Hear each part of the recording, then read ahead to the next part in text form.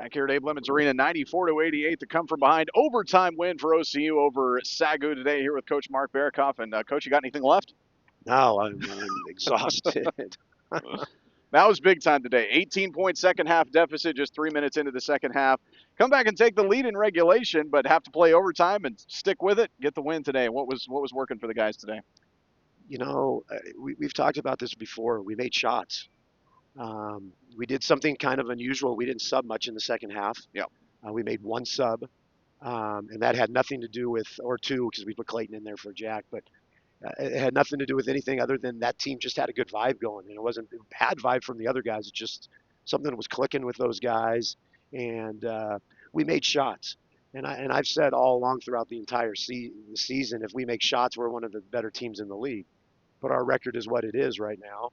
And tonight it was good to see big time shots go in, shots that we have had all season long, and big moments that we didn't quite make or execute. And tonight, against a big time team, we made big time shots. So I was very proud of that. This is two straight for Avery Jackson. Of course, he had what was eventually the game winner against Panhandle State. Follows that up, made 6 threes and 26 points today. So things finally starting to go in the right direction for Avery. Yeah, again, if you would have told me at the beginning of the year he was going to be a 20 to 27% three-point shooter, I would have thought you were crazy. Avery has really started to pick it up, and he's gotten really comfortable offensively. And you know, it's not that he's doing anything differently. It's just the shots are dropping now, and that's the same for like Brandon and Bonifay and those guys. But I'm proud of the effort. It would have been easy to drop your heads, but this team never quits, and that's why it's been so fun to coach. And I was telling you that before all the games today. That, you know, is some of the weird stuff that we've had happen to us, the sickness and the injuries. There's still been really fun to coach. So I've been really. It's been a fun year. And a whale of a game for Clayton Jewell today. 19 and 13. He had a big time tip in late in the game. And he also steps out and makes a 15-footer that you don't see a lot of freshman post players even going to take that shot in that moment. No, and you know, he was playing really well at there for a time where he was getting he had 3 double-doubles in a row, and then he got really sick.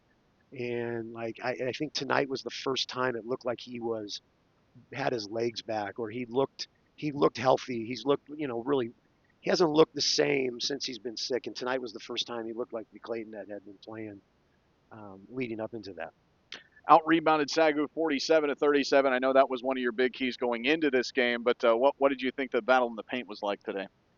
You know, they're good. I mean, this team just came out and beat Langston, who's one of the best, if not the best team in America. And you know, we were concerned. That's a concerning score. And then SAGU followed that up and beat Central, who's pretty good. We had to control the glass. We had to take away their stud Blake and Hall, and their numbers probably ended up pretty good. But I thought when we needed key stops, we got key stops, and I think that was the deciding factor for us. And again, we got big time stops, and we were able to score after that. We've gotten a lot of stops during the year. We just haven't scored. And tonight it was nice to see us finally get some stops and then score, and have our defense finally and get rewarded on the offensive end. Yeah, well, obviously SAGU is a great offensive team, and one thing that Avery said is that you're not going to be able to take away everything. Yeah. So philosophically, what is defending a team like this like when you know that even if you play good defense for 27 seconds, you still may give up a 3, and you just kind of have to move past it? But what is the philosophy like playing against a team like this? Avery hit the nail on the head. As you know, Eli's scout, you know, Eli probably wanted everything taken away, but that's impossible, especially when you've got, you know, they're going to have 2, 3 All-Americans out there. You take away the best action that you can and hope for the best after that, and hope that your guys can make a play. And we did that tonight. We took away their key actions, and we're able to make some big-time stops and get some big rebounds. 2 in a row now, so what do you do to keep the momentum going? You just bottle this up and then let it go again on Saturday. I mean, UNT is a very tough team we lost to in overtime. It's nice that some of these big games are here at home at the Abe.